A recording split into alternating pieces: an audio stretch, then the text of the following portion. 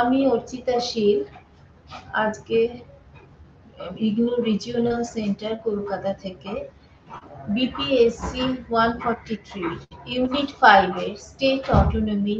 ভারতের সংবিধান যদি দেখা যায় তাহলে দেখা যায় যে ভারতে যুক্তরাষ্ট্রীয় সরকারি একটা ব্যবস্থা প্রতিষ্ঠিত হয়েছে এবং সেক্ষেত্রে দেখা যায় যে এই যুক্তরাষ্ট্রীয় ব্যবস্থা অনুসারে যদি দেখা যায় যে তোমার মুখ্য করা যায় যাবতীয় ক্ষমতা কেন্দ্র এবং রাজ্যগুলির মধ্যে একটি লিখিত সংবিধানের ভিতরে সম্পর্কের কথা সাধারণত বিস্তৃতভাবে আলোচনা হয়েছে।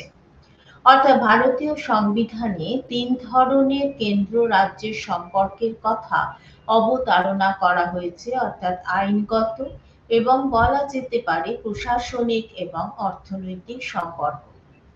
৩টে তালিকা অর্থাৎ কেন্দ্রীয় তালিকা, রাজ্য তালিকা এবং যুগ্ম তালিকার মাধ্যমে কেন্দ্র রাজ্যের ক্ষমতা ডিস্ট্রিবিউট করা হয়েছে বা বিভাজন করা হয়েছে। আইনগত সম্পর্কের দিক দিয়ে যদি বিচার করা যায় তাহলে সংবিধানের 245 থেকে 255তম ধারা, প্রশাসনিক কার্য নিয়ে যদি সে বিষয়ে আলোচনা করা হয় তাহলে সংবিধানের 256 থেকে 263 নম্বর ধারা, আর অর্থনৈতিক সম্পর্ক সংবিধানের 268 থেকে 293 নম্বর ধারায় বিস্তৃত করা হয়েছে। বর্তমানে কেন্দ্রীয় তালিকায় প্রায় 100টি বিষয় অন্তর্গত করা হয়েছে, যার মধ্যে উল্লেখযোগ্য হলো প্রতিরক্ষা, মুদ্রা ব্যবস্থা, রেল, পররাষ্ট্র, নাগরিকতা, যুদ্ধ, শান্তি ইত্যাদি বিষয়গুলি, এবং এটা সংবিধানের 246 নম্বর ধারার 1 নম্বর উপধারায় আলোচনা করা হয়েছে। কেন্দ্রীয় তালিকার বিষয়গুলির উপরে পার্লামেন্টের বা সংসদের আইন প্রণয়ন করার ক্ষমতা রয়েছে।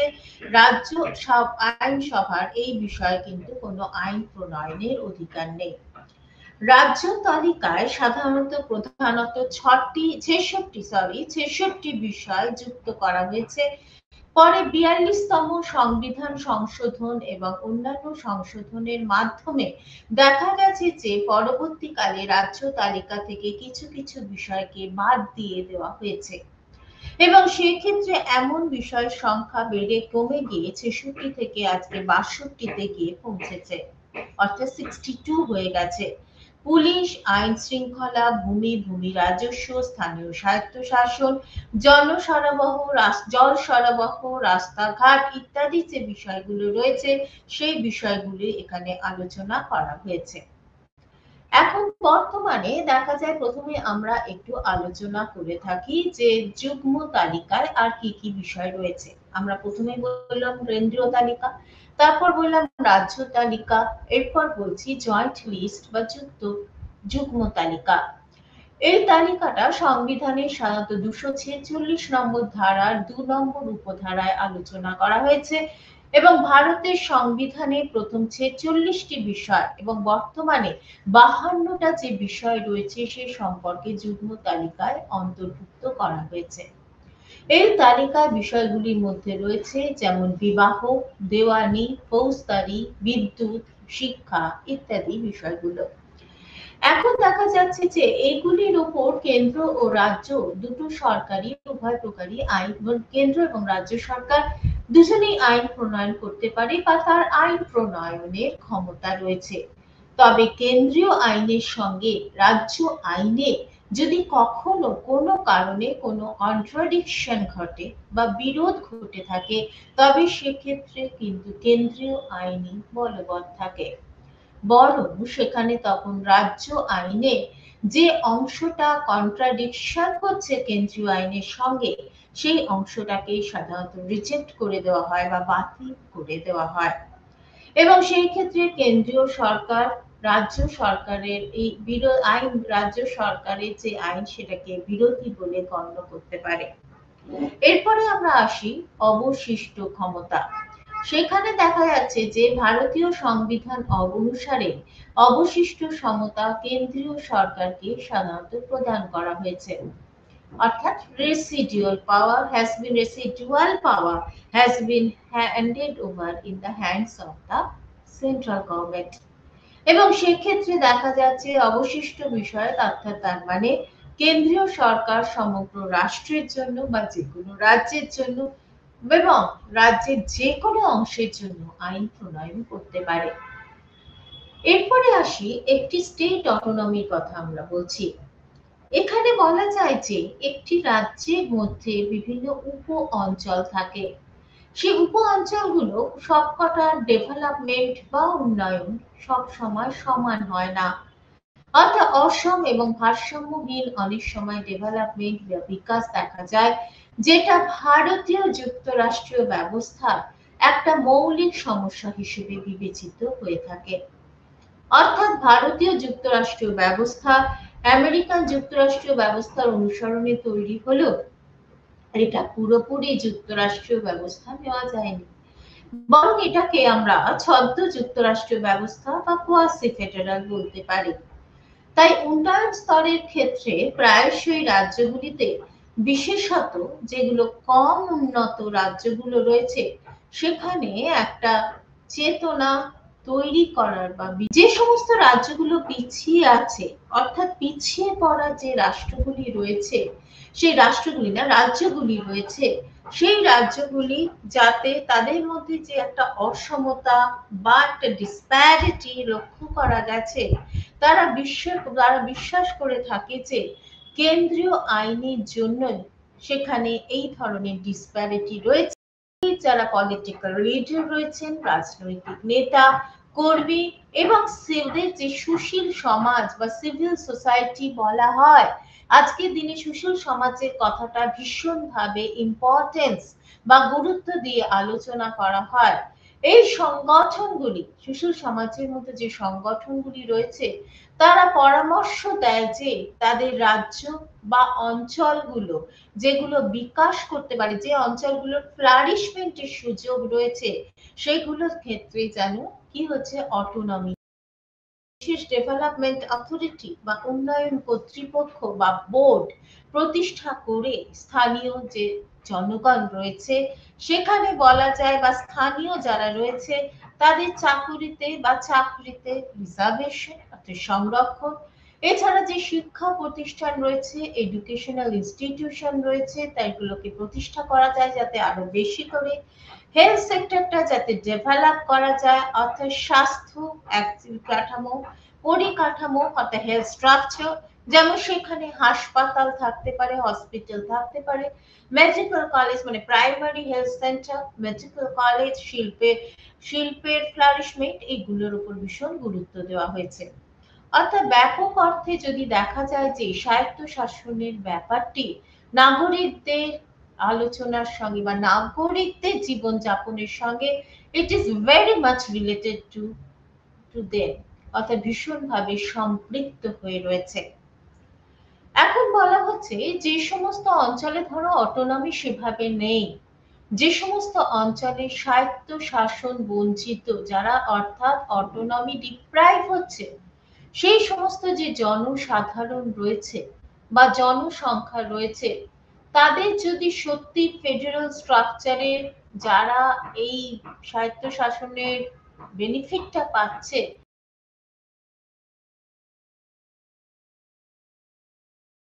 আনতে হয়, তবে নিশ্চয়ই কিছু একটা ব্যবস্থা বা অল্টারনেটিভ ভাবতে হবে। এবং সেই ক্ষেত্রে সেটা যেটা করা হয় সেটা হচ্ছে একটা পঞ্চায়েতি রাজ সিস্টেম, যেটা আগের দিন আমরা বলেছিলাম পঞ্চায়েতি সিস্টেম, সেই পঞ্চায়েতি রাজ প্রতিষ্ঠা করার কথা ভাবা হয়েছে এবং সেটা বাস্তবে করার চেষ্টা হয়েছে। 1900 এবার আমরা একটু ইতিহাসের পাতা উল্টাই, সেখানে দেখা যায় 1967 সালে দেখা যায় যে চতুর্থ সাধারণ নির্বাচন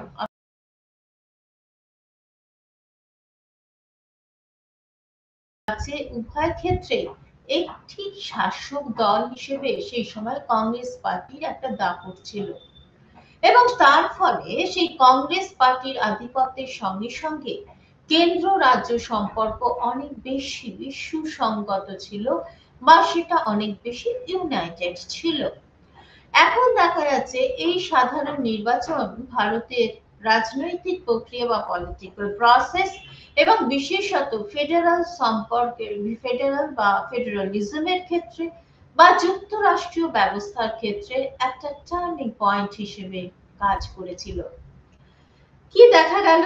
দেখা গেল কংগ্রেস দল ৯টি রাজ্যের নির্বাচনে কিন্তু পরবর্তীকালে হেরে গেল এবং লোকসভায় কংগ্রেস দলের যথেষ্ট সংখ্যাগরিষ্ঠতা, আগে যে কংগ্রেসের দাপটটা ছিল সেটা নষ্ট হয়ে গেল, বা সংখ্যাগরিষ্ঠতাও যথেষ্ট কিন্তু লেস হয়ে গেল বা হ্রাস হয়ে গেল।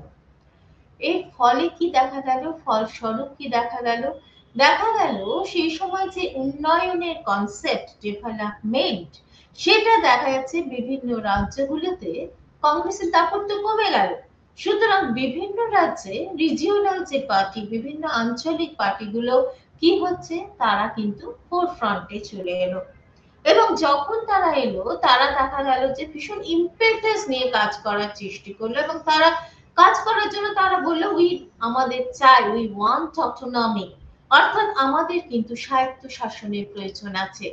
রাজ্যগুলির বৃদ্ধি এবং উন্নয়নের জন্য রাজ্যগুলি সে সময় কি করলো, স্বায়ত্ত শাসন ভীষণভাবে দাবি করতে লাগলো। এই প্রসঙ্গে বলতে গিয়ে এবার আমরা একটা কমিটির কথা বলি, যে কমিটির নাম হচ্ছে দ্রাবিড় মুনেত্র কাজগম, বা ইংলিশে যেটাকে আমরা বলে থাকি ডিএমকে পার্টি, এই নামটাই বেশি পরিচিত। সেই ডিএমকে এর একটা রাজা মামান্না কমিটি তৈরি হলো তামিলনাড়ুতে, অর্থাৎ আমাদের দক্ষিণ ভারতে তামিলনাড়ুতে ডিএমকে পার্টি তামিল ভাষাভাষী এবং সাংস্কৃতিক জাতীয়তাবাদের সমন্বয় স্বায়ত্ত শাসনের জন্য একটা শক্তিশালী আন্দোলন সেই সময় গড়ে উঠতে লাগলো। অর্থাৎ কেন এই কথাটা বললাম? রিজিওনাল পার্টিগুলো এই সময় ফোরফ্রন্টে আসতে শুরু করলো। 1960-এর দশকের গোড়ার দিকে দেখা গেল যে ডিএমকে পার্টি তামিলনাড়ুতে একটা পৃথক স্বাধীন সার্বভৌম রাজ্যের জন্য চেষ্টা করতে লাগলো। পরে কি হলো? দেখা গেল তামিলনাড়ু, অন্ধ্রপ্রদেশ, কেরালা এবং কর্ণাটকের সাথে আলাদা দ্রাবিড়দের জন্য প্রস্তাব করার দাবি বাড়ানো হলো। অর্থাৎ যদি এই রাজ্যগুলো আলাদা থাকে, তাহলে দ্রাবিড়দের জন্য একটা আলাদা রাজ্য হোক। কেন্দ্রীয় সরকার তখন ভাবলো, সবাই যদি এইরকম ভাবে আলাদা আলাদা রাজ্যের দাবি করতে থাকে, সেই জন্য তখন তারা কি করলো, কেন্দ্রীয় সরকার বললো যে এভাবে তো চলতে পারে না, তাহলে এই বিষয়টি কিন্তু কোনোভাবে আটকাতে হবে। সুতরাং কেন্দ্রীয় সরকার সেই সময় যে সমস্ত বিচ্ছিন্নতাবাদী প্রবণতাগুলো ভীষণ মাথাচাড়া দিয়ে উঠেছিল, তাদের দমন করার জন্য তারা কি করলো, তখন সংবিধানে অ্যামেন্ডমেন্ট আনলো বা সংশোধনী প্রস্তাব আনলো, যেটাকে 16তম সংশোধনী প্রস্তাব বলে আমরা বলতে পারি। আইনে পরিণত হওয়া বিলটি দেখা গেল যে বিচ্ছিন্নতাবাদী এবং বিচ্ছিন্নতাবাদী প্রবণতা প্রতিরোধ, তাকে থামাতে হবে তো, সেই প্রতিরোধ এবং ভারতের সার্বভৌমত্ব, অর্থাৎ ভারত যাতে একটা সার্বভৌম গণতান্ত্রিক রাষ্ট্র হিসেবেই থাকে সেই জন্য, এবং আঞ্চলিক সঙ্গে সঙ্গে আঞ্চলিক যে সার্ভাইভ করতে চাইছে প্রত্যেক রাজ্যগুলো, আঞ্চলিক অখণ্ডতা রক্ষা করার জন্য তারা এই বিচ্ছিন্নতা বিরোধী আইনটা প্রবর্তন করলো। এরপর দেখা গেল তখন ডিএমকে পার্টি বুঝলো যে এভাবে তো করা সম্ভব নয়, এভাবে কি করে চলতে পারে, সুতরাং আমাদের একটু টিমিড হয়ে যেতে হবে। সেই কারণে ফলস্বরূপ সেই সময় ডিএমকে আস্তে আস্তে ধীরে ধীরে তার অবস্থানকে অনেকটা সফট করে ফেললো, অর্থাৎ নরম করে ফেলে, এবং তারা তখন সার্বভৌম দ্রাবিড়দের যে দাবি, যে ডিম্যান্ড, সেটাকে তারা প্রত্যাখ্যান করে। তখন তারা কিন্তু, যদি আমরা একটু ইতিহাসের পাতা উল্টাই, এটা আমাদের বলতে দ্বিধা নেই যে বারবার ডিএমকে রাজ্যগুলির বৃহত্তর স্বায়ত্তশাসনের জন্য চেষ্টা চালিয়ে চলেছে বা দাবি করেছে। এরপরে আসি 1969 সালের কথা। 1969 সালে ডিএমকে পার্টির নেতৃত্বে তামিলনাড়ু সরকার সেই সময় পিভি রাজামান্না নেতৃত্বে একটা 3 সভ্যের বা 3 সদস্যের দ্বারা কমিটি তৈরি করা হলো। এই কমিটি কি করতে লাগলো? কমিটিটা কেন তৈরি হলো? What is the aim of that particular committee? এই কমিটির লক্ষ্য হলো কেন্দ্র রাজ্য সম্পর্ক নিয়ে কি করা? তোমার পর্যালোচনা করা, অর্থাৎ তাকে আবার রিডিসকাস করো, রিঅ্যানালাইজ করো। এবং সেক্ষেত্রে দেখা যায় এবং রাজ্যগুলির ক্ষেত্রে তাদের অটোনমি বৃদ্ধির ক্ষেত্রে বা নিজস্বতা বা স্বাতন্ত্রতা বৃদ্ধির ক্ষেত্রে বলা যায় যে উদ্দেশ্যে তারা বিভিন্ন ধরনের কনস্টিটিউশনাল অ্যামেন্ডমেন্ট বা সংবিধান সংশোধন প্রস্তাব আনার জন্য কি করতে লাগলো? চেষ্টা করতে লাগলো এবং বাস্তবে প্রস্তাব করলো। এই কমিটির অন্যান্য কারা সদস্য ছিলেন? এই কমিটির অন্যান্য সদস্যরা হলেন লক্ষণ স্বামী মুদালিয়া বলে একজন ছিলেন এবং আর একজন ছিলেন পি চন্দ্র রেড্ডি। এখন দেখা যায় এই কমিটি কি প্রস্তাব করলো?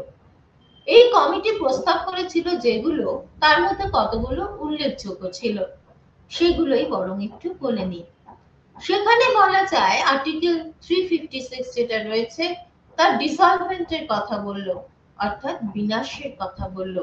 দ্বিতীয়ত dissolution of the stand of the planning committee, অর্থাৎ পরিকল্পনা কমিশনের ডিসলিউশন করে দাও। ডিসলিউশন দরকার নেই, বরং দেখা যায় যে ফিনান্স কমিশন বা অর্থ কমিশন যেটা রয়েছে সেই অর্থ কমিশনকে একটি বরং পার্মানেন্ট বডি বা স্থায়ী বডি হিসেবে যাতে পরিচিতি পেতে পারে বা করা যায় সেই ব্যাপারটাই তারা চেষ্টা করতে লাগলো।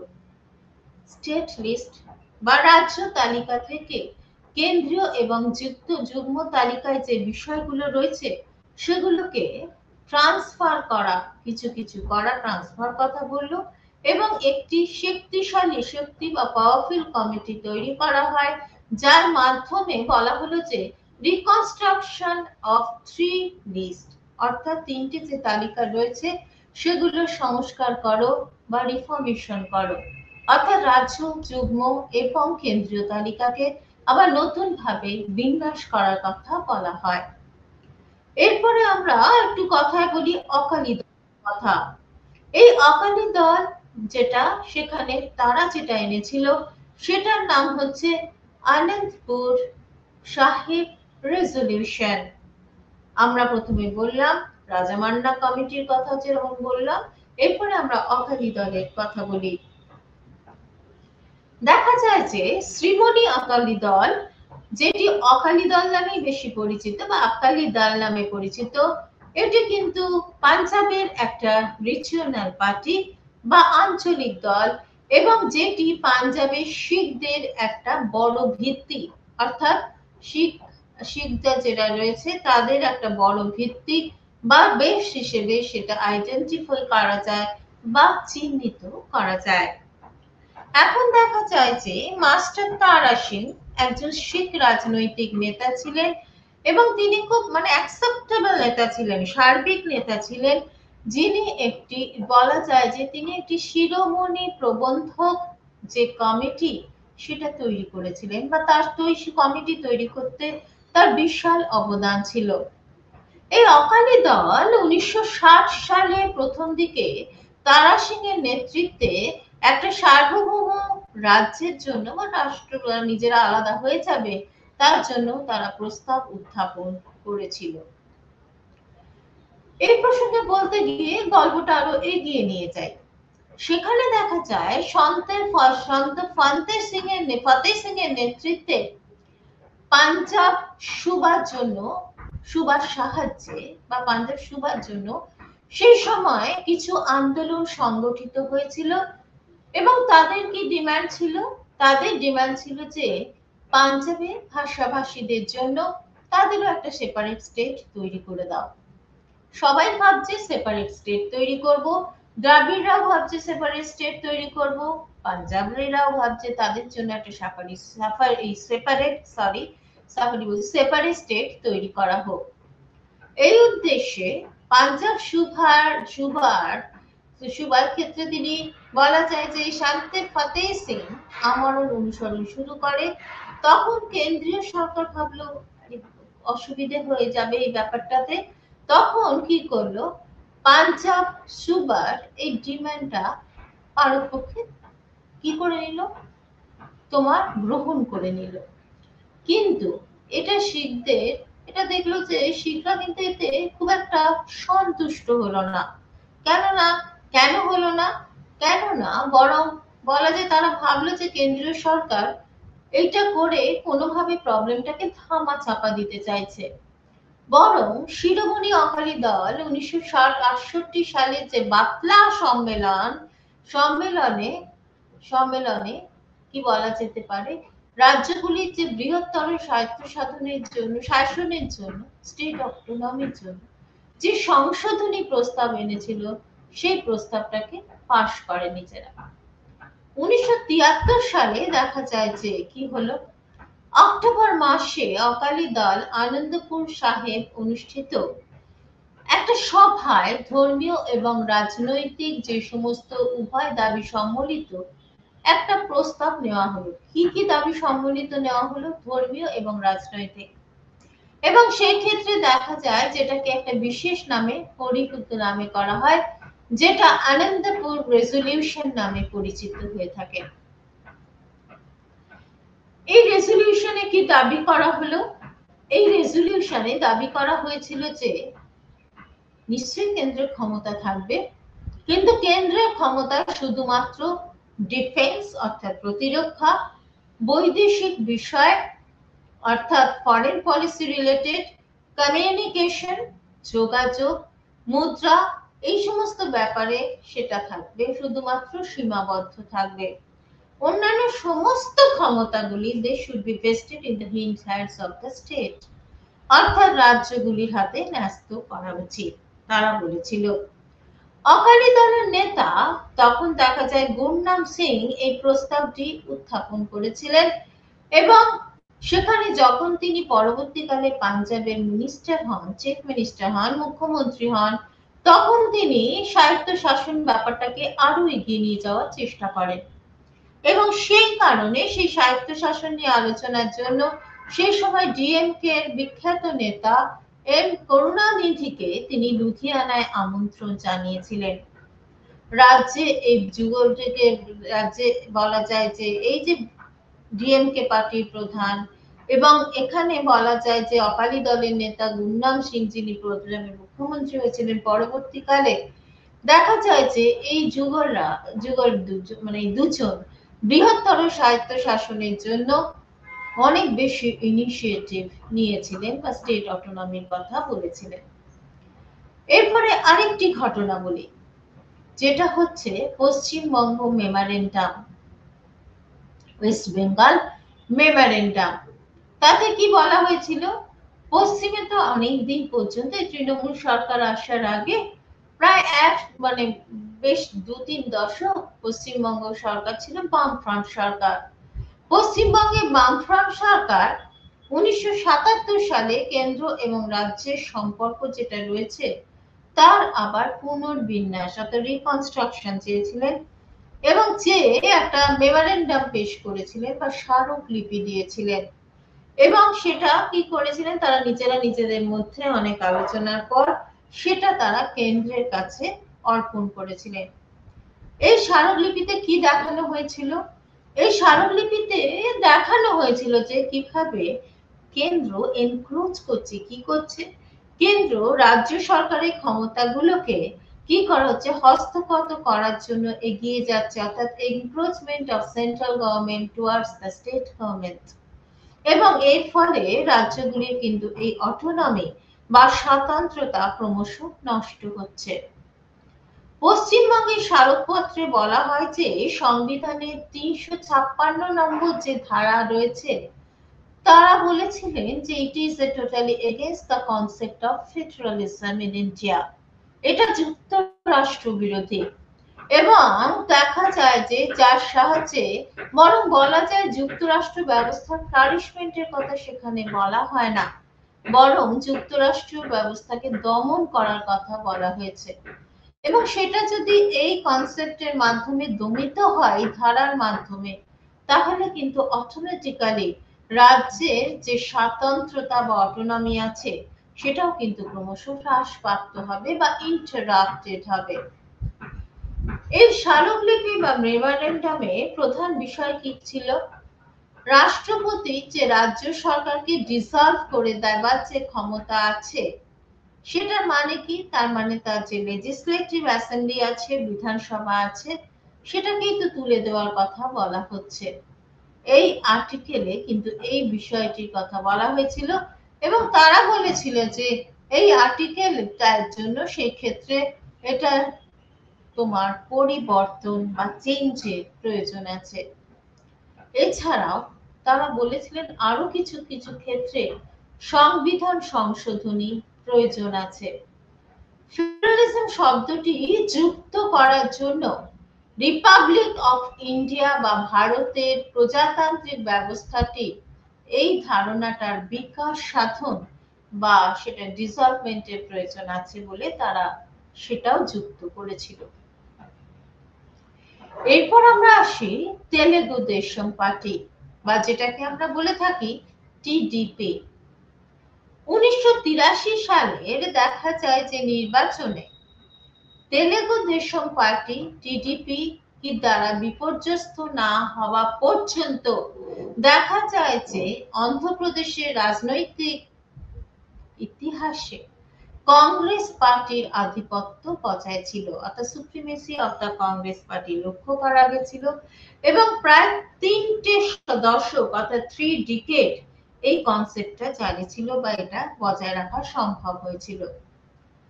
টিডিপি কিন্তু অল্প সময়ের মধ্যে খুব শর্ট স্প্যানের মধ্যে অন্ধ্রপ্রদেশের কংগ্রেসের যে আধিপত্য বা সুপ্রিমেসি ছিল সেটাকে রেজিস্ট করতে বা দমন করতে সফল হয়েছিল বা সাকসেসফুল হয়েছিল।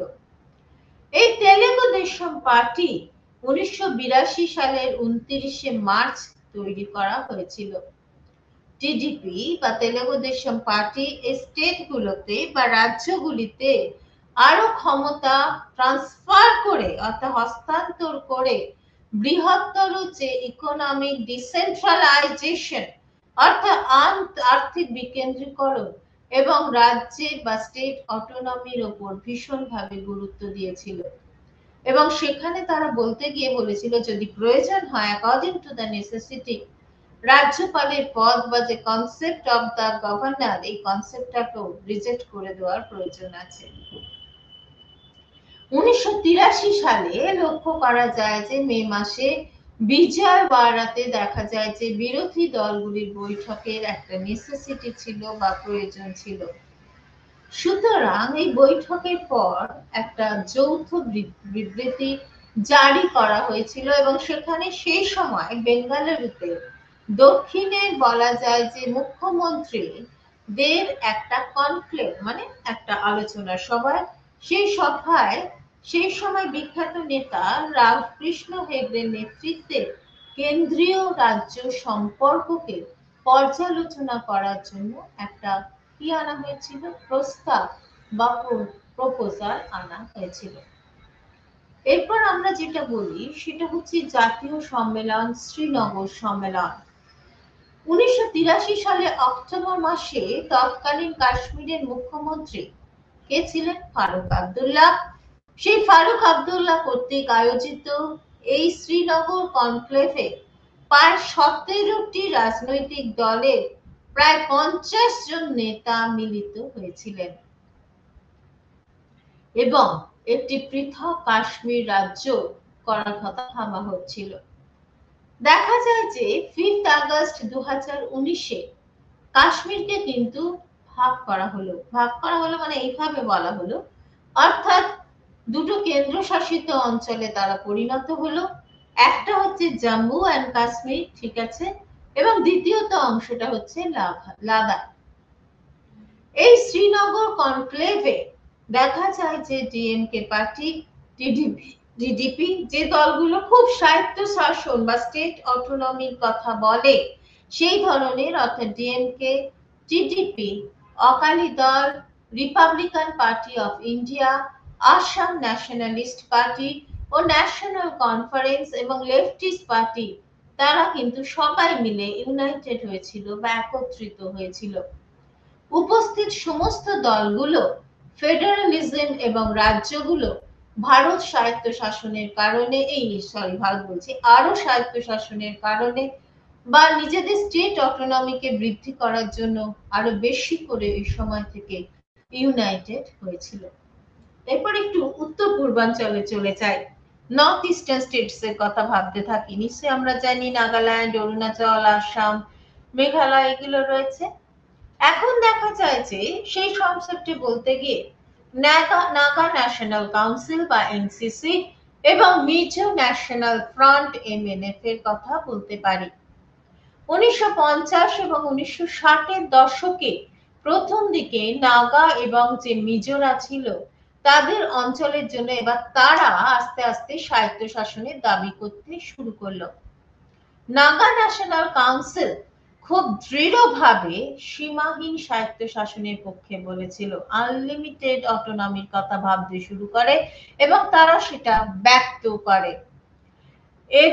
এজেড ফ্রিজোর নেতৃত্বে একটা সম্পূর্ণ টোটাল ইন্ডিপেন্ডেন্সি তারা দাবি করে বা স্বাধীনতা দাবি করে, যে নাগারা সাধারণত জাতিগতভাবে অর্থাৎ এথনিক্যালি এবং কালচারালি অর্থাৎ সাংস্কৃতিকগতভাবে ভারতের বাকি অংশগুলো থেকে সম্পূর্ণভাবে ডিফারেন্সিয়েট তাদের করা যায় বা সম্পূর্ণভাবে তারা আলাদা ছিল।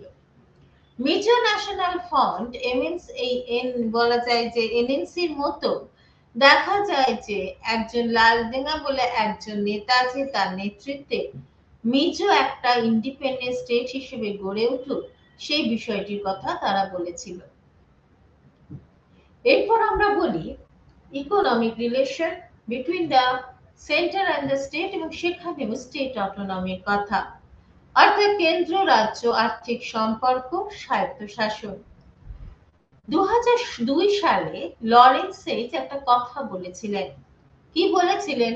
বলেছিলেন যে 1947 সালে ভারতবর্ষ আফটার দ্য ইন্ডিপেন্ডেন্স অর্থাৎ স্বাধীনতা অর্জনের পর দ্য কনস্টিটিউয়েন্ট অ্যাসেম্বলি অর্থাৎ গণপরিষদ চেয়েছিল যে ভারতবর্ষ একটি এককেন্দ্রিক রাষ্ট্র বা ইউনিটারি স্টেট হিসেবে পরিচিতি লাভ করুক এবং একটি স্বাধীন, কিন্তু বর্তমানে দেখা যায় সেটা কি হলো? তা নয়। এখানে একটা স্বাধীন রাষ্ট্রে ক্ষেত্রে একটা স্টেট টেন্ডেন্সির কথা বা একটা কেন্দ্র প্রবণতার কথা বলা হয়, কিন্তু এখানে গঠন কাঠামো বা স্ট্রাকচারের দিক দিয়ে যদি তাকে ব্যাখ্যা করার চেষ্টা করা হয়, সেটা বলা হয়েছে যে সেখানে একটা ফেডারেল কনসেপ্টকে কি করা হয়, গ্রহণ করা হয়। কেন্দ্রীয় সরকার সাধারণত এই ফেডারেল সিস্টেম বা যুক্তরাষ্ট্রীয় সরকারের আলোচনার ক্ষেত্রে অনেক বেশি আপার হ্যান্ড নিয়ে থাকে বা অনেক বেশি ইম্পর্টেন্ট রোল বা গুরুত্বপূর্ণ ভূমিকা পালন করে থাকে। এই কেন্দ্রীয় তালিকা বলা যায় যে ইকোনমিক্যালি বলো, প্রশাসনিক বা অ্যাডমিনিস্ট্রেটিভ বা বলা যেতে পারে এক্সিকিউটিভ এবং লেজিসলেটিভ অর্থাৎ আইনগত এই সমস্ত বিষয়সমূহ অনেক ক্ষেত্রে অনেক বেশি আইন প্রণয়ন করতে পারে। কেন্দ্রীয় সরকার রাজ্য তালিকায় বিশেষ করেও অনেক প্রয়োজন হলে সেখানেও সে ক্ষমতা ভোগ করতে পারে, এনজয় করতে পারে।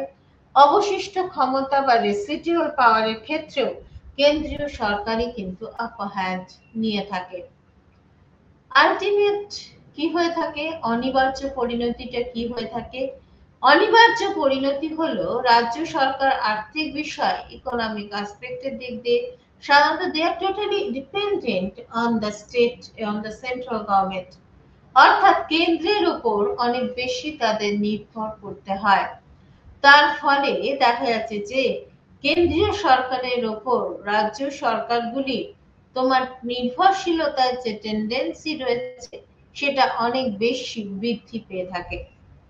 অর্থাৎ দেখা যায় যে রাজ্যগুলোর আসলে সে ব্যাপারে আর্থিক ব্যাপারে তো সত্যি যদি ভারতীয় ফেডারেশনের ক্ষেত্রে দেখা যায় বা যুক্তরাষ্ট্রীয় ব্যবস্থার ক্ষেত্রে যদি দেখা যায় যে রাজ্য সরকারগুলোর ক্ষেত্রে সেরকম তাদের স্টেট অটোনমি বা স্বাধিকার সেভাবে থাকে না। They are totally dependent on the center. তাদের আর্থিক বিষয়, সব থেকে বেশি আর্থিক বিষয় তাদের কিন্তু কেন্দ্রের উপরে সম্পূর্ণভাবে কি করতে হয়, ডিপেন্ড করতে হয় বা নির্ভর করতে হয়। তার ফলে দেখা যায় অটোমেটিক্যালি রাজ্য সরকারগুলো যেহেতু নিজেকে ঠিকমতো ফ্লারিশ করতে পারে না বা ফ্লারিশ করার মতো অত অবকাশ থাকে না, সুতরাং কেন্দ্রীয় সরকারের উপর রাজ্যগুলির কিন্তু দেখা যাচ্ছে যে এই নির্ভরশীলতা বা বলা যেতে পারে যে এই যে রাজ্যগুলির উপর একটা সেন্ট্রালাইজ টেন্ডেন্সি দেখা যায়, এই কারণেই লক্ষ্য করা যায়। এই প্রসঙ্গে বলতে গিয়ে আরেকজন ইংরেজ লেখকের কথা বলি। তার নাম হচ্ছে রোনাল্ড এল ওয়াটস। তিনি কি বলেছিলেন যে in the case of India বা ভারতের ক্ষেত্রে আঞ্চলিকত বা বলতে পারো যে সামাজিক সোশ্যাল একটা ডাইভার্সিফিকেশন বা বৈচিত্র্যতা লক্ষ্য করা যায়, এবং সঙ্গে সঙ্গে আজকে সেটা ডিভাইড অর্থাৎ বিভক্তিকরণের ক্ষেত্রে অনেক ক্ষেত্রে দেখা যায় যে ভারতবর্ষের ক্ষেত্রে সেটা লক্ষ্য করা যাচ্ছে বা বলা যাচ্ছে। এবং আমাদের এই কথাটা মনে রাখতে হবে যে ভারতবর্ষ হচ্ছে একটা বৈচিত্র্যপূর্ণ দেশ, অর্থাৎ কথাটাই সবসময় বলা হয়ে থাকে ইউনিটি ইন ডাইভার্সিটি, অর্থাৎ একটা বৈচিত্র্যতা রয়েছে এবং শুধু একটা না, একটা ইউনিটি নিশ্চয়ই রয়েছে, কিন্তু সেটা বৈচিত্র্যপূর্ণ ভারতবর্ষের জন্য। সুতরাং এই ধরনের বৈচিত্র্যপূর্ণ ভারতবর্ষকে শক্ত হাতে ধরে রাখার জন্য সম্পূর্ণ একটা পাওয়ারফুল একটা ফেডারেল গভর্নমেন্ট বা যুক্তরাষ্ট্রীয় সরকারের প্রয়োজন আছে। তাই কেন্দ্রীয় তালিকায় অটোমেটিক্যালি রাজ্য তালিকার চেয়ে অনেক বেশি বিষয়কে কি করা হয়েছে, অ্যাড করা হয়েছে, এবং বিশেষ করে দেখা যায় যে আর্থিক যে বিষয়গুলো রয়েছে সেই বিষয়গুলোকেই বেশি গুরুত্ব দেওয়া হয়েছে। আর জয়েন্ট লিস্টের ক্ষেত্রে বা যুগ্ম তালিকার ক্ষেত্রে আর্থিক বিষয়গুলোর ক্ষেত্রে ইকোনমিক সাবজেক্টের ক্ষেত্রে দেখা গেছে যে রাজ্যগুলোর বা স্টেটের কোনো নেসেসিটি নেই বা প্রয়োজন কোনো নেই। কারণ কেন, অবশিষ্ট ক্ষমতা কেন্দ্রের হাতে অর্পণ করা হয়েছে। তাই আজকের দিনে বলা যায় যে the states are short of revenue resources, অর্থাৎ রাজস্ব সংগ্রহের দিক দিয়ে কিন্তু দেখা যায় এই রাজ্যগুলো অনেক বেশি ডিপ্রাইভ হচ্ছে, এবং রাজ্যগুলিকে সেজন্য অটোমেটিক্যালি কেন্দ্রের উপর অনেক বেশি কি করতে হচ্ছে, ডিপেন্ড করতে হচ্ছে বা নির্ভর করতে হচ্ছে। এবং রাজ্যগুলোকে যে জননীতি বা পাবলিক পলিসি প্রয়োগ করতে বা ইমপ্লিমেন্ট করতে they are totally depend on the central government, অর্থাৎ কেন্দ্রীয় সরকারকে দেখা যাচ্ছে কেন্দ্রীয় সরকারের উপর তাদের বেশি করে কি থাকতে হচ্ছে, নির্ভর করতে হচ্ছে বা ডিপেন্ডেন্ট থাকতে হচ্ছে। ভারতবর্ষে একটা দলীয় ব্যবস্থার ক্ষেত্রে যদি লক্ষ্য করা যায়, সেখানে দেখা যায় যে ভারতবর্ষে দলীয় শাসন ব্যবস্থা রয়েছে। প্রথম দিকে হয়তো কংগ্রেসের অনেক দাপট ছিল, পরবর্তী শতকগুলোতে দেখা গেছে যে আবার 90 দশকেও যদি লক্ষ্য করা যায়, দেখা যায় যে কোয়ালিশন সরকার লক্ষ্য করা যায় বা বলা যায় যে অনেকগুলো বলা যায় যে জোট সরকারের একটা প্রবণতা দেখা যায়।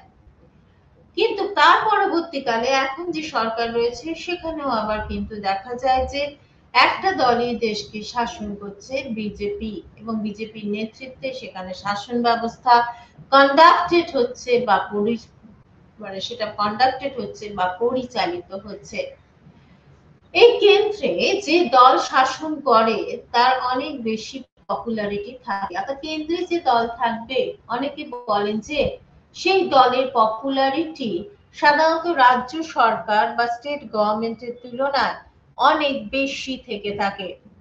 অনেক বেশি বলা যায় যে এই দল দেশের যে আর্থিক ক্ষমতা রয়েছে বা ইকোনমিক যে রিসোর্স গুলো রয়েছে সেগুলোকে তারা প্রপারলি ইউটিলাইজ করে বা সুযোগ্যভাবে ব্যবহার করে। তাদের যে পাবলিক পলিসি আছে বা জননীতি রয়েছে তার দ্বারা তারা জনগণকে অলওয়েজ ট্রাই টু ইনফ্লুয়েন্স অর্থাৎ প্রভাবিত করার চেষ্টা করে, জনগণ মানে যারা ভোটার। এবং অনেক ক্ষেত্রে রাজ্য স্তরে বা স্টেটের বিভিন্ন স্টেজে তারা অনেক সময় জুডিশিয়াল বা অ্যাডমিনিস্ট্রেটিভ ডিসিশন ঠিক মতো গ্রহণ করা যায় সে ব্যাপারেও কিন্তু ইন্টারফেয়ার করে থাকে। সুতরাং দেখা যায় যে এক কথায় বলা যায় যে so it becomes a matter of contention between the center and the state leads to the demand of autonomy। এর মাধ্যমে ভারতবর্ষের কেন্দ্র রাজ্যের সম্পর্ককে নির্ধারিত করার চেষ্টা করা হয় এবং দেখা যায় যে তারা এই রাজ্যগুলো সেই ক্ষেত্রে তারা ভীষণভাবে আরো স্বাধিকার চাইতে শুরু করে। এই সমস্যার সমাধানের জন্য এবং দেশের শাসন ব্যবস্থা অনেক জটিলতা বৃদ্ধির জন্য আজকে অনেক কমিটি বা কমিশন তৈরি করা হয়েছে। কেন্দ্রের এবং রাজ্যের অটোনমাস যে সাবজেক্ট গুলো রয়েছে অর্থাৎ কেন্দ্র এবং রাজ্যের স্বাধিকার বিষয় এবং কেন্দ্র রাজ্যের মধ্যে অনেক ধরনের সেনসিটিভ ইস্যু রয়েছে, সেই ইস্যুগুলোকে সলভ করার জন্য বরং এই কমিটিগুলো বা প্রশাসনকে এইভাবে ডেভেলপ করা হয়েছে। তাই কেন্দ্র রাজ্য সম্পর্কের কথা বলতে গেলে এক কথায় বলা যায় যে বর্তমানে আজকের দিনে দেখা যায় যে সেখানে একটা রিফর্মেশনের অর্থাৎ সংস্কার সাধনের প্রয়োজন আছে বলে মনে করা হয়। এরপরে আমরা যেটা করব সেটা হচ্ছে ডিমান্ড অফ পলিটিক্যাল ইকোনমি অর্থাৎ রাজনৈতিক স্বাতন্ত্র্যের চাহিদা। রাজনৈতিক স্বায়ত্তশাসনের ডিমান্ড বা দাবি। অঞ্চলগুলোর এই রিজিওনাল যে পলিটিক্স রয়েছে, অঞ্চলগুলি রাজনীতি এবং কংগ্রেস পার্টির যে সুপ্রিমেসি বা আধিপত্য প্রতিক্রিয়া হিসেবে দেখা যায় যে এরই এগেনস্টে বিভিন্ন রিজিওনাল পার্টি তৈরি হয়েছিল বা ডেভেলপ করেছিল, যারা ভারতবর্ষের বিভিন্ন রাজ্যে স্বায়ত্ত শাসনের দাবিতে ভীষণভাবে কি হয়ে উঠেছিল, সোচ্চার হয়ে উঠেছিল। এই রাজ্যগুলির সাংস্কৃতিক অর্থাৎ কালচারাল, অর্থনৈতিক ইকোনমিক্যাল, সামাজিক সোশ্যাল এবং পলিটিক্যাল অর্থাৎ রাজনৈতিক এবং অঞ্চলগত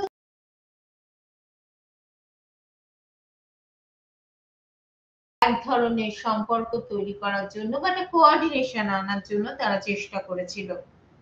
অন্যদিকে যদি লেবারদের পলিসি দেখো অর্থাৎ শ্রমিকদের যে নীতি রয়েছে, রাজনীতির মূল যে স্রোত মেইন স্ট্রিম যেটা রয়েছে সেই স্ট্রিম থেকে একটা সামাজিক প্রান্তিক শ্রেণী অর্থাৎ সেখানে হচ্ছে যে প্রান্তিক শ্রেণী যারা মার্জিনাল ক্লাস তাদের আবির্ভাব কৃষক রাজনৈতিক শ্রেণীর শ্রদ্ধেয় চাহিদা আদায় তৈরি করার জন্য চেষ্টা করতে থাকে।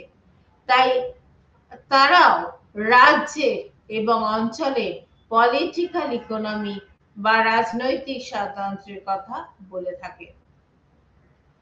স্বায়ত্তশাসনের দাবিতে আরেকটি গুরুত্বপূর্ণ প্রশ্ন হলো যেটা শাসন এবং প্রাকৃতিক যে সম্পদ রয়েছে তার নিয়ন্ত্রণের ক্ষেত্রেও স্বায়ত্তশাসন। কেন বলা হলো এই কথাগুলো? এই আন্দোলন সাধারণত যে নৃকুলগত গোষ্ঠী বা এথনিক্স গ্রুপস গুলো রয়েছে, যেমন ধরা যায় বিভিন্ন নয়া উপজাতি শ্রেণী আছে, পাহাড়ি বিভিন্ন ছোট ছোট সম্প্রদায় রয়েছে বা নৃকুলগত গোষ্ঠী গ্রাম শাসন এবং কাস্টমারি বা প্রথাগত অভ্যাসের উপর নির্ভর করে তারা স্বায়ত্ত শাসনের দাবির জন্য চিৎকার করতে থাকে। এই চাহিদাগুলো সাধারণত দেখা যাচ্ছে যে যুক্তরাষ্ট্রীয় ব্যবস্থা বা বাইক বলা যায় যে ক্রিয়েটিং নিউ স্টেটস নতুন মানে ক্ষেত্রে করা হয়েছে এবং সেখানে সঙ্গে সঙ্গে পঞ্চায়েতি সিস্টেম বা পঞ্চায়েতি ব্যবস্থার কথাও বলা হয়েছে। লিবারাল ইকোনমি বা উদার অর্থনীতি ও পুঁজিবাদের অর্থাৎ ক্যাপিটালিজমের ইনক্রিজের ফলে অর্থাৎ পুঁজিবাদ বিকাশের সঙ্গে সঙ্গে সম্পদ হিসেবে বলা যায় যে জন্ম এবং মৃত্যু নিয়ন্ত্রণীয় উদ্বেগ রয়েছে বা সেখানেও একটা উদ্বেগ থাকছে। এই উদ্বেগগুলো কেন থাকছে?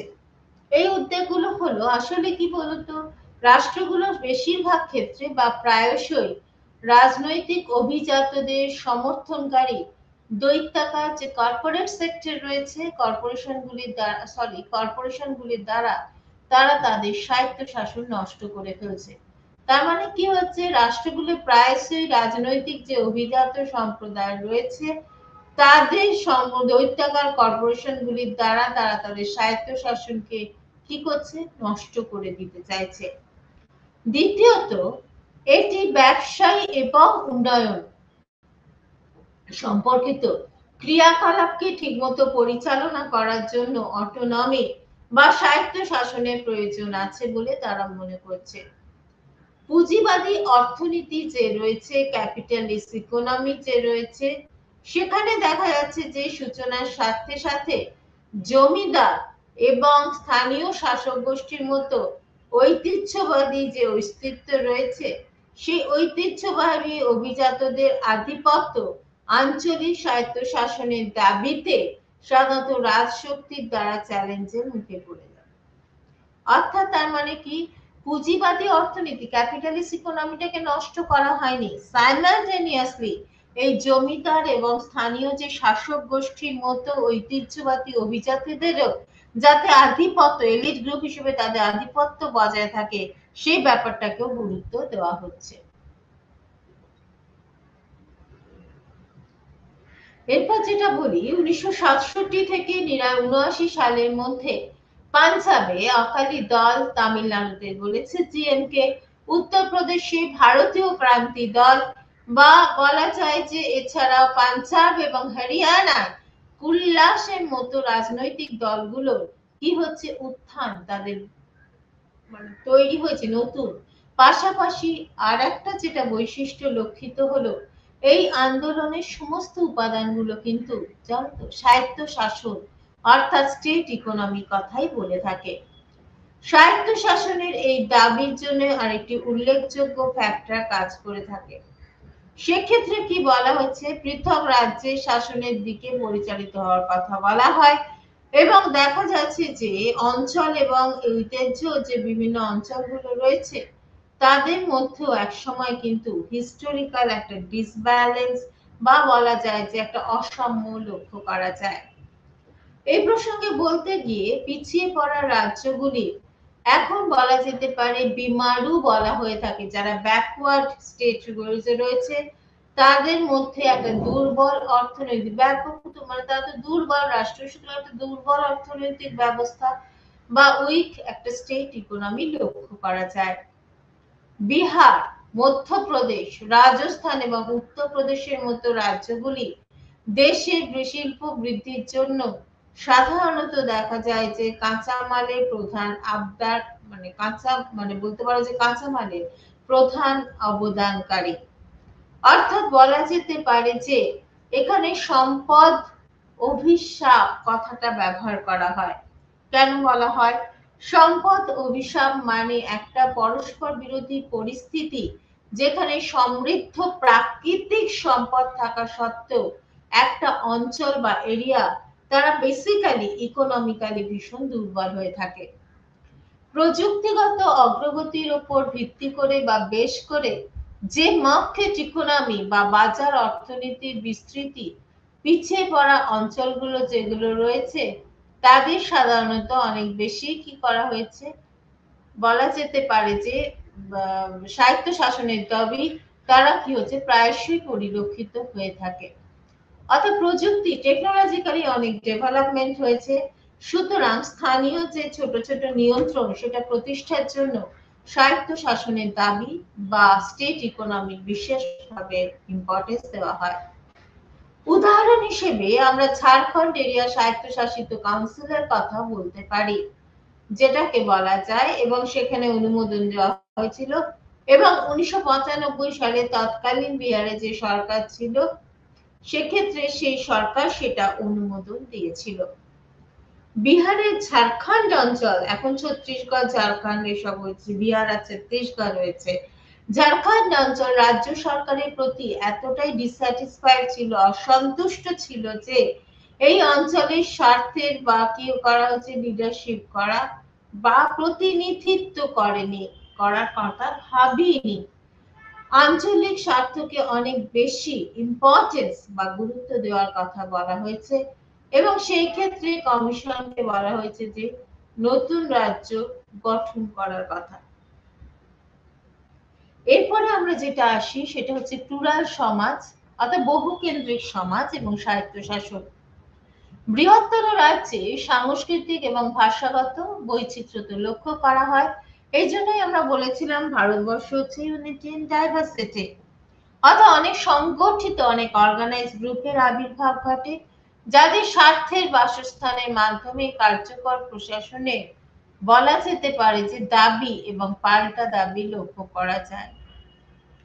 ফেডারেল ব্যবস্থায় বা যুক্তরাষ্ট্রীয় ব্যবস্থায় বিভিন্ন যে কালচারাল যে গ্রুপগুলো রয়েছে, সাংস্কৃতিক গোষ্ঠীগুলো রাজনীতিকে একটা কোঅর্ডিনেশন বা একটা অ্যাডজাস্টমেন্টের পথে নিয়ে যাওয়ার জন্য ভারত যে ব্যবস্থা গ্রহণ করেছে তার মধ্যে একটি হলো ভারতীয় ভাষা বা ইন্ডিয়ান ল্যাঙ্গুয়েজ এবং দ্বিতীয়ত বলা যেতে পারে রিকনস্ট্রাকশন অফ দ্য স্টেট অর্থাৎ রাষ্ট্র পুনর্গঠনের কথা বলা হয়েছে।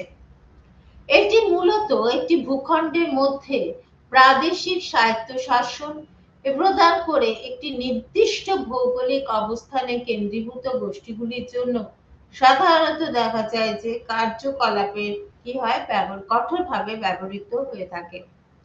সাধারণত এই রিজিয়ন বা এই অঞ্চলে সর্বদা অনেক ছোট ছোট ডাইভার্সিফাইড গোষ্ঠী বা গ্রুপ বসবাস করে, বিশেষ করে মার্জিনাল এরিয়ায় অর্থাৎ প্রাকৃতিক সীমান্ত দ্বারা বিচ্ছিন্ন নয় এমন সমস্ত অঞ্চলে বা রাজ্যগুলির মধ্যেও কিন্তু এই কনসেপ্টটা পরিলক্ষিত হয়ে থাকে। যখন একটি পরিচয় গোষ্ঠীর সাংস্কৃতিক ডিমান্ড রাজনৈতিক সীমানার সাথে মিলে ছিল না, তা হতো এটি রাজনৈতিক অস্থিরতার দিকে এটা ক্রমশ কি হতে থাকে, পরিচালিত হতে থাকে। এই জনসংখ্যার সাংস্কৃতিক এবং জাতিগত আকাঙ্ক্ষাগুলোকে কি করতে হবে, ফুলফিল করতে হবে, মিটমাট করতে হবে। মিটমাট করার জন্য রাষ্ট্র জনগণের সাংস্কৃতিক আকাঙ্ক্ষাকে কি হচ্ছে বেশি গুরুত্ব দিতে শুরু করে। প্রদেশগুলি সীমানা পুনর্বিন্যাস করার চেষ্টা করা হয় এবং সেই প্রদেশের উপর আসলে কি হচ্ছে, ভারতবর্ষ হচ্ছে একটা বৈচিত্র্যপূর্ণ দেশ। এখানে একটা স্বাধীন একটা ইন্ডিপেন্ডেন্ট ডেমোক্রেটিক সোসাইটি ক্ষেত্রে আঞ্চলিক দলগুলোকে অর্থাৎ রিজিওনাল যে পার্টিগুলো রয়েছে তাদের উপেক্ষা করা একটি কেন্দ্রীয় সরকার বা সেন্ট্রাল গভর্নমেন্টের পক্ষে বলা যায় যে কখনোই অতটা তাড়াতাড়ি পসিবল ছিল না। এরপরে আমরা যেটা বলবো সেটা হচ্ছে জাতিগত এবং স্বায়ত্ত শাসনের প্রশ্ন। দেখা যায় যে ভারতে উপজাতি, আমরা তো দেখেছি যে জাতি বৈচিত্র্যপূর্ণ এত বলা হচ্ছে, সুতরাং যেমন জাতি রয়েছে উপজাতিও অনেক রয়েছে। ভারতে উপজাতীয় গোষ্ঠীগুলো উল্লেখযোগ্য জাতিগত বৈশিষ্ট্যযুক্ত গোষ্ঠীগুলো সাধারণত অন্তর্ভুক্ত হয়ে থাকে বা ইনকর্পোরেট হতে থাকে। যারা সাধারণ বৈশিষ্ট্যগুলো তারা নিজেদের মধ্যে ভাগ করে নেয়, কেমন ভাগ করে নেয়, একটা কালচার, সংস্কৃতি, রীতিনীতি, রুলস অ্যান্ড রেগুলেশন, ভাষা বা ল্যাঙ্গুয়েজ, অঞ্চল, অর্থনৈতিক শাস্ত্র ইত্যাদি। আসলে আদিবাসী যে অঞ্চলগুলো রয়েছে সেই অঞ্চলগুলির মধ্যে দায়িত্ব দেওয়ার যে প্রশ্নগুলো, দায়িত্ব তো নিতে হবে, দায়িত্ব বা স্বায়ত্ত শাসনের অটোনমির যে প্রশ্নগুলো সেগুলো করতে গিয়ে আলোচনা করতে গিয়েও অনেক সময় প্রি ইন্ডিপেন্ডেন্স পিরিয়ডে ফিরে যেতে হয়। কারণ স্বাধীনতা উত্তরকালে লক্ষিত হয় যে একটি পৃথক ঝাড়খণ্ড স্টেটের দাবি প্রথমে উত্থাপিত হয়েছিল। 1929 সালে ছোটনাগপুর মালভূমিতে যেখানে বিভিন্ন উপজাতির রয়েছে সেখানে এই বিশিষ্টতার কথা বলা হয়।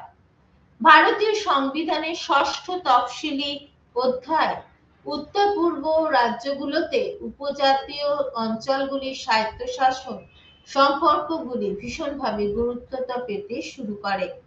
কিন্তু তা সত্ত্বেও অনেকে বলেন যে স্বায়ত্তশাসনের দাবি নিয়ে জাতিগত গোষ্ঠীগুলির মধ্যে নিশ্চয়ই সব সময় একটা কম্পিটিশন লেগে থাকে, প্রতিযোগিতা লক্ষ্য করা যায় এবং সেটা দেখা যায় যে তার ফলে তাদের মধ্যে ক্রমাগত কি রয়েছে, কোয়ার্সিভ অ্যাটিটিউড বা দান্দিকতা অনেক ক্ষেত্রে পরিলক্ষিত হয়ে থাকে।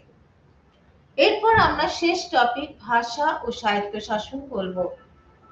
ভারতীয় গণপরিষদে ভাষার ভিত্তিতে রাজ্য পুনর্গঠনের বিষয়টি গুরুত্ব দেওয়া হয়েছিল বা সে ডিবেট নিয়ে অনেক আলোচনা করা হয়েছিল এবং বলা হয়েছিল যে এই ভাষার ভিত্তিতে রাষ্ট্রীয় যে সীমানাগুলো রয়েছে সেই সীমানাগুলোকে কি করতে হবে, পুনর্গঠন করতে হবে বা রিকনস্ট্রাক্ট করতে হবে এবং সেক্ষেত্রে অঞ্চলগুলোকে অনেক বেশি মডিফাই করার প্রয়োজন আছে। অনেকেই বলেন যে ভাষাভিত্তিক রাজ্যগুলির যে ডিমান্ড ছিল কংগ্রেস নেতাদের এবং আঞ্চলিক রাজনৈতিক নেতাদের মধ্যে দীর্ঘ, অর্থাৎ আঞ্চলিক নেতারা বিশ্বাস করতেন যে ভারত স্বাধীন হলে ভারতের ভাষাগত রাজ্য এই বিষয়টি গুরুত্বতা পাবে। ফলস্বরূপ তাই তারা প্রথমে তেলেগু রাজ্য তৈরির দাবি করেছিল। 1953 সালে এই বিষয়টি খতিয়ে দেখতে দেখা যায় যে 1955 সালে যে কমিশন গ্রো আপ করে তার সুপারিশের ভিত্তিতে ভাষাগত on the basis of language অর্থাৎ ভাষাগত ভিত্তিতে রাজ্যগুলোকে ইউনিফাই করার জন্য বা সংগঠিত করার জন্য দেখা যায় যে প্রতিষ্ঠিত হয়েছিল। সাধারণভাবে রাজ্য পুনর্গঠন আইন 1956 সালে দেখা যায় যে সংসদ দ্বারা পাস হয়েছিল। এই প্রসঙ্গে বলতে গিয়ে কিছু শক্তিশালী রাজ্যের কথা বলি। পাঞ্জাব, মহারাষ্ট্র, গুজরাট এগুলো তৈরি হয়েছিল এবং হিমাচল প্রদেশকে একটি রাজ্যে উন্নীত করা হয়েছিল। এই রাজ্যগুলোর যে সৃষ্টি বা ডেভেলপমেন্ট স্পষ্টভাবে বলা হয় যে তার বেস ছিল ল্যাঙ্গুয়েজ, ভাষা এবং ধর্মীয় অধীনে অনুভূতি বা রিজিওনাল সেন্টিমেন্ট হয়েছিল এবং তার উপর ভিত্তি করে স্বায়ত্ত শাসনের দাবি কি করা হয়েছিল, ভীষণভাবে গুরুত্ব বা ইম্পর্টেন্স দিয়ে আলোচনা করা হয়েছিল এবং দেখা যাচ্ছে যে স্বায়ত্ত শাসনের কিছু অপূর্ণতা বা লুপহোলসও ছিল, যার ফলে পরবর্তীকালে দেখা যায় যে গোর্খাল্যান্ড, দার্জিলিং এ এরা খুব মাথাচাড়া দিয়ে উঠেছিল, বিদর্ভ এটাও মাথাচাড়া দিয়ে উঠেছিল এবং দেখা যায় যে এরকম কিছু স্বায়ত্তশাসনের কথা কি করা যেতে পারে, আমরা মেনশন করতে পারি বা উল্লেখ করতে পারি। সুতরাং এই যে বিষয়গুলো রয়েছে এগুলোই হচ্ছে স্টেট অটোনমি বা রাজ্য স্বাধিকারের প্রশ্ন নিয়ে এই চ্যাপ্টারটি আলোচনা। আজকে এখানে আমার বক্তব্য শেষ করা হচ্ছে বা আমি শেষ করছি এবং শেষ করার আগে বলতে হবে যে এই প্রশ্নে আমরা তাহলে আজকে তিনটে তালিকার কথা বলেছি। এছাড়া বিভিন্ন যে দল দ্রাবিড় যার রয়েছে, দ্রাবিড়রা তারা আলাদা রাজ্যে কথা ভাবছে, পাঞ্জাবিরা আলাদা রাষ্ট্রের কথা ভাবছে, গোর্খারা আলাদা রাষ্ট্রের কথা বলছে, বিদর্ভরা আলাদা কথা বলছে। সুতরাং এইগুলো বলা যেতে পারে ভাষা ধর্মের ভিত্তিতে অনেক জায়গায় কিন্তু স্টেট অটোনমি বা স্বায়ত্ত শাসনের কথাও বলা হচ্ছে। সুতরাং স্বায়ত্ত শাসন ব্যাপারটি বা বিষয়টি যতটা ইম্পর্টেন্স বা গুরুত্ব দিয়ে আলোচনা করা হয়ে গেছে বা আলোচনা করা হয়েছে এবং এই কারণেই আমরা পরবর্তীকালে ভাষা ও স্বায়ত্ত শাসন বা বলা যেতে পারে যে জাতিগততা, এথনিসিটি এবং স্টেট অটোনমি এই বিষয়গুলোর উপরে এত গুরুত্বতা বা ইম্পর্টেন্স দিয়ে আলোচনা করা হলো। বিপিএসসির 143 ইউনিট 5 এর স্টেট অটোনমি এই বিষয়টি হচ্ছে আজকের আলোচনার মুখ্য বিষয় ছিল। আশা করি এই আলোচনাটা ফলদায়ক হয়েছে এবং সেটা সবার পক্ষে বোঝা সম্ভব হবে এবং এখানেই আজকে আমার আলোচনা শেষ করছি। নমস্কার।